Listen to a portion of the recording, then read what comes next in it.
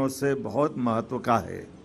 आज मध्य प्रदेश समान नागरिक संहिता 2026 के विधेयक का अनुमोदन कैबिनेट के माध्यम से हुआ है और ये मध्य प्रदेश निरसन विधेयक 2026 का अनुमोदन हमारे लिए राज्य के अंदर क्या राम क्या रहीम सबकी बराबरी का मौका देने वाला एक बड़ा नियम लग रहा है, जिसके कारण से हमने अपनी इस अधिनियम को लागू करने के पहले वैसे तो विधानसभा में एक्ट पारित हो जाता, लेकिन आम जनता से जुड़ कर के बातें पहुंचाने के लिए लगभग 2 महीने पहले हमने अपनी समान नागरिक संहिता की लेकर के माननीय सुप्रीम कोर्ट की पूर्व न्यायाधीश रंजना देसाई जी की अध्यक्षता में कमेटी का गठन किया। कमेटी के गठन के माध्यम से हमने अपने 51 जिलों में जन परामर्श बैठकें संपन्न की। 10 संभाग में वो बैठकें हुई और भोपाल में भी राज्य स्तरीय परामर्श हुआ। वो राज्य स्तरीय परामर्श में भी सभी राजनीतिक दलों के साथ, विविध हमारे धर्म के या अलग अलग सामाजिक क्षेत्र के संगठनों के साथ सबसे विस्तार से चर्चा हुई, उनसे बातचीत भी हुई। और जैसा कि मैं आपकी जानकारी में है, जब हमने राजनीतिक दलों को बुलाया तो उसमें आप पार्टी, कम्युनिस्ट पार्टी सारे लोग आए, लेकिन नहीं आए तो कांग्रेस के लोग नहीं आए। पता नहीं कांग्रेस के लोगों को ये इस हिंदू मुसलमान के वोट में क्या दिखता है। उनके लिए एक देश एक निशान एक प्रधान पे सदैव दुविधा रहती है। कोई बात नहीं, उनकी वो जाने, हमारे लिए तो आगे बढ़ने का मौका है। हमने जब अपने सभी धर्मों की समानता के लिए आगे बढ़ने का संकल्प किया, और ये भी उल्लेखनीय है कि जब रिपोर्ट सबमिट हुई और जानकारी आई तो उस जानकारी के रिकॉर्ड में एवरेज 80% से ज़्यादा मुस्लिम बहनों ने इस नियम को लागू करने के लिए पक्ष में बात कही।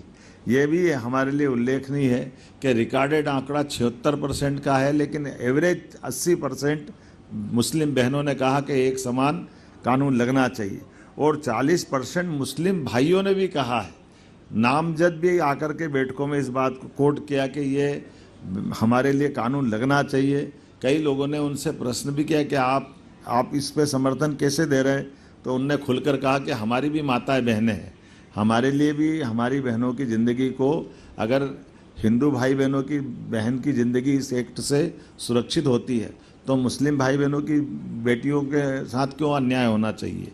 ऐसे करके सभी क्षेत्रों में सभी प्रकार से एक बात उल्लेखनीय है कि हमारे द्वारा इसमें लगभग 3.49 करोड़ SMS भी भेजे गए।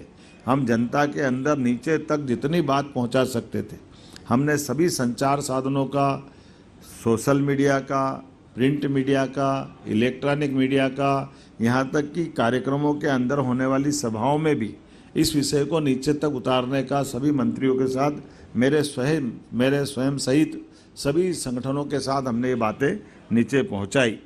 जैसा मैंने बताया कि लगभग 10 लाख प्रतिक्रिया हमको इसके माध्यम से प्राप्त हुई, और जब ये धीरे धीरे करके चारों तरफ से हमारी बातों का समापन की तरफ हम आए, तो आज मुझे इस बात की प्रसन्नता है, 70 साल के इतिहास में ये युगांतकारी क्षण है जिसकी साक्षी 8.5 करोड़ जनता बन रही है।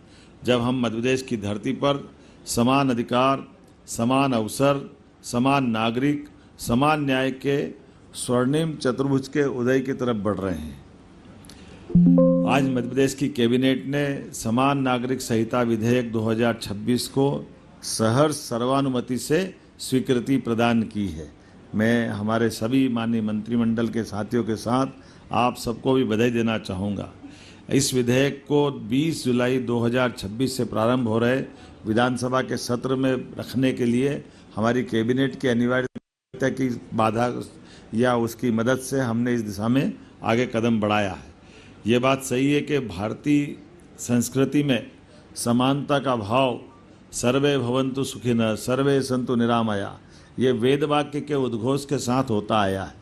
हमारे लिए समानता भारतीय संस्कृति का, भारतीय संस्कारों का सदैव अभिन्न अंग रहा है।